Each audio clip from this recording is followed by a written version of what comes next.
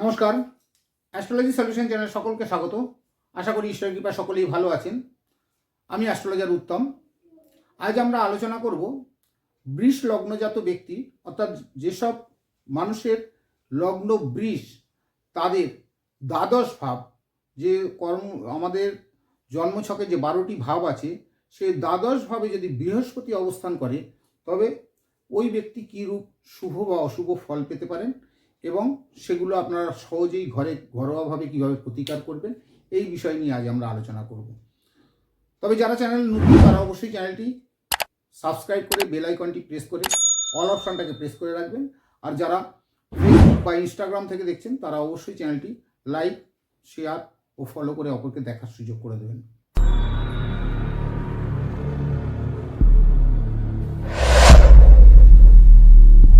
তবে আজকের আলোচনা শুরু করা যাক। আজকের আলোচনার বিষয় বৃষ লগ্নজাত ব্যক্তির দ্বাদশভাবে বৃহস্পতি অবস্থান করলে তারা কীরূপ শুভ বা অশুভ ফল পেয়ে থাকেন এবং এই অশুভ ফলগুলোর আপনারা সহজেই ঘরোয়াভাবে কীভাবে প্রতিকার করবেন। প্রথমে আমরা জানব যে এই দ্বাদশ ভাব থেকে আমরা কি কি জানতে পারি এবং দ্বাদশ ভাব কোনটি। আমরা বলেছি যে বৃষ লগ্নজাত ব্যক্তির, অর্থাৎ আপনারা এখানে যে জন্ম ছক দেখতে পাচ্ছেন, এখানে এই বৃষ রাশিকে আমরা লগ্ন ধরেছি। এই বৃষ রাশিকে যদি লগ্ন ধরা হয় তাহলে বৃষ রাশি হবে তার প্রথম স্থান, দ্বিতীয়, তৃতীয় স্থান, চতুর্থ, পঞ্চম, ষষ্ঠ, সপ্তম, অষ্টম, নবম, দশম, একাদশ এবং দ্বাদশ। অর্থাৎ এই দ্বাদশ স্থান, মেষ রাশি হচ্ছে তার দ্বাদশ স্থান। এই দ্বাদশ স্থানে যদি বৃহস্পতি অবস্থান করে, এখানে যদি বৃহস্পতি অবস্থান করে তবে তারা কীরূপ শুভ বা অশুভ ফল পেয়ে থাকেন। এখন আমরা জানবো যে এই দ্বাদশ ভাব থেকে আমরা কি কি জানতে পারি।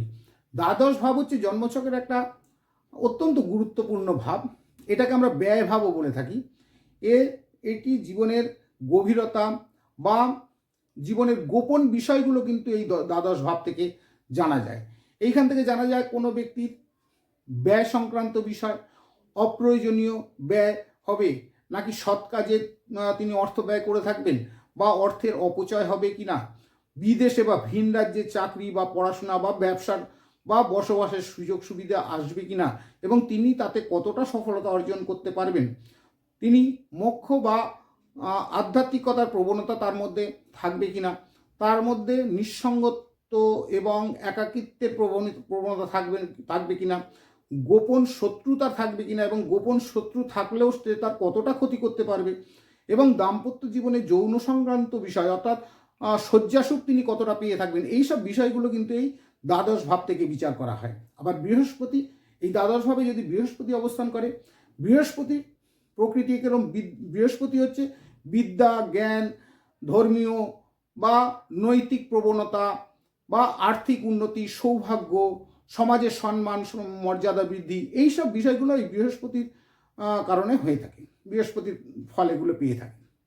এবং এই বৃহস্পতি কখন অশুভ ফল দেবে, বৃহস্পতি যদি এই বৃহস্পতি কিন্তু আবার অষ্টম ভাব, এই যে অষ্টম ভাব বৃহস্পতি, এই অষ্টম ভাবের অধিপতি হচ্ছে বৃহস্পতি।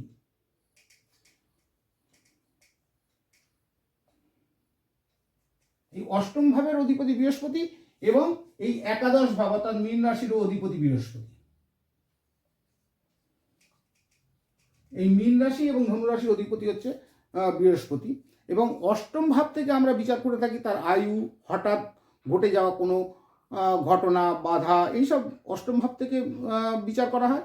আবার একাদশ ভাব থেকে লাভ, আয়, ইচ্ছা পূরণ, উন্নতি, এইসব বিষয়গুলো একাদশ ভাব থেকে বিচার করা হয় এবং দ্বাদশ ভাবে থেকে বিচার করা হয় তার ব্যয়, আধ্যাত্মিকতা, নিঃসঙ্গতা বা খরচ, বিভিন্ন রকম অপব্যয়, এইসব জিনিসের সংকেত দ্বাদশ ভাব থেকে পাওয়া যায়। এখন আমরা জানব এই দ্বাদশ ভাবে বৃহস্পতি কখন শুভ ফল দেয় এবং বৃহস্পতি কখন অশুভ ফল দেয়। এই বৃহস্পতি যদি তার নিজ রাশিতে অবস্থান করে, অর্থাৎ নিজ রাশি কি বললাম, ধনু এবং মীন রাশি হচ্ছে নিজ রাশি। এই ধনু মীন রাশিতে, অর্থাৎ যদি নিজ রাশিতে অবস্থান করে বা উচ্চ রাশি, উচ্চ রাশি হচ্ছে কোনটা, কর্কট রাশি হচ্ছে উচ্চ, এটা হচ্ছে উচ্চস্থান বৃহস্পতি। এই বৃহস্পতি যদি উচ্চ রাশিতে অবস্থান করে বা শুভ গ্রহ শুক্র বা শুভ চন্দ্র বা বুধ এদের সঙ্গে যদি যুক্ত হয়ে বৃহস্পতি দ্বাদশ স্থানে অবস্থান করে, সেক্ষেত্রে কিন্তু বৃহস্পতি শুভ ফল দিয়ে থাকে। এবং যদি এদের দৃষ্টিও যদি দ্বাদশ স্থানের উপরে থাকে শুভ গ্রহের, সেক্ষেত্রেও কিন্তু বৃহস্পতি শুভ ফল দিয়ে থাকে। এই শুভ ফল যদি বৃহস্পতি শুভ অবস্থায় দ্বাদশভাবে অবস্থান করে, সেক্ষেত্রে শিক্ষা, জ্ঞান, ধর্মীয় বা নৈতিকতা এইসব তার মধ্যে অনেক বেশি থাকে। তার আর্থিক উন্নতি এবং সৌভাগ্য বৃদ্ধি পায় এবং শিক্ষা জগতে তিনি সফলতা অর্জন করতে পারেন বা একটা উচ্চ পদ লাভ বা কর্মক্ষেত্রে বা ব্যবসায় উন্নতি, সন্তান সুখ বা সমাজে সম্মান এবং মর্যাদা বৃদ্ধি পেয়ে থাকে। আবার যদি বৃহস্পতি অশুভ অবস্থায় অবস্থান করে, বৃহস্পতি কখন অশুভ অবস্থায়? যদি বৃহস্পতি নিচ রাশিতে অবস্থান করে। নিচ রাশি হচ্ছে বৃহস্পতির নিচ রাশি হচ্ছে মকর রাশি, হচ্ছে নিচ রাশি। এটা হচ্ছে মকর রাশির নিচ রাশি। এই নিচ রাশিতে অবস্থান করে বা পাপ গ্রহ যদি রাহু, কেতু, মঙ্গল এরা যুক্ত হয়ে যদি এই দ্বাদশভাবে বৃহস্পতি অবস্থান করে বা এদের দৃষ্টিও যদি এই দ্বাদশভাবের উপরে থাকে, তখন কিন্তু বৃহস্পতি দ্বাদশভাবে অশুভ ফল দিয়ে থাকে। এই অশুভ ফলগুলো যদি দিয়ে থাকে, সেক্ষেত্রে তার শিক্ষায় বিভিন্ন রকম বাধা, মানে শিক্ষায় বা পড়াশোনার ক্ষেত্রে বা ব্যবসা করলে তার ক্ষেত্রে একটা মনসংযোগের অভাব থাকে, মানে একটা উদাসীন প্রকৃতির তিনি হয়ে থাকেন।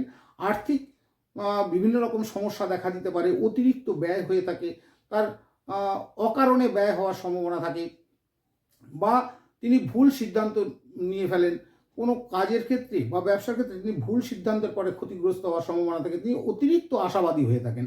তার ওই উচ্চাকাঙ্ক্ষা এবং অতিরিক্ত আশাই কিন্তু তার ক্ষতির কারণ হয়ে দাঁড়ায়। বা তার যদি বৃহস্পতি অশুভ অবস্থায়, তবে তার শরীর দেখবেন মোটা সোটা স্থূল অবস্থায় এবং সেখানে লিভার সংক্রান্ত বিভিন্ন রকম সমস্যা বা শারীরিক সমস্যার সম্মুখীন হতে পারেন তিনি। এই দ্বাদশভাবে বৃহস্পতি যদি অশুভ অবস্থান করে বা এই রকম যে অশুভ ফলগুলো বললাম, এই ধরনের অশুভ ফল যদি পেয়ে থাকেন, সেক্ষেত্রে নিজেরা কিছু ঘরোয়াভাবে এর প্রতিকার করবেন, যেগুলো আমি এখানে বলে দেবো। সেই প্রতিকারগুলো যদি করেন, নিয়মিত করেন, অবশ্যই আপনারা এই দ্বাদশভাবে যে বৃহস্পতির অশুভ প্রভাব, তার থেকে আপনারা মুক্তি পাবেন। যেমন প্রথমত বৃহস্পতির মন্ত্র ওং গ্রাং গ্রিং গ্রৌং স গুরুবেই নমঃ, এই মন্ত্রটা অন্তত বৃহস্পতিবার করে 108 বার জপ করবেন। যদি একান্ত 108 বার না পারেন, অন্তত 28 বার এই সকালে স্নান করে উঠে একটা হলুদ আসনে বসে বা হলুদ একটা বস্ত্র পরে আপনারা এই বৃহস্পতির মন্ত্রটা পাঠ করুন। তাতে আপনারা অনেক শুভ ফল পাবেন। এবং বৃহস্পতিবার দিন আপনারা চেষ্টা করবেন উপোস থাকার। যদি উপবাস নাও থাকতে পারেন, অন্তত আপনারা নিরামিষ খাবেন সেই দিনটা। এবং বৃহস্পতিবারটা আপনারা একটা হলুদ বস্ত্র পরার, হলুদ জামা কাপড় বা হলুদ, মহিলা হলে হলুদ শাড়ি বা হলুদ বস্ত্র পরবেন।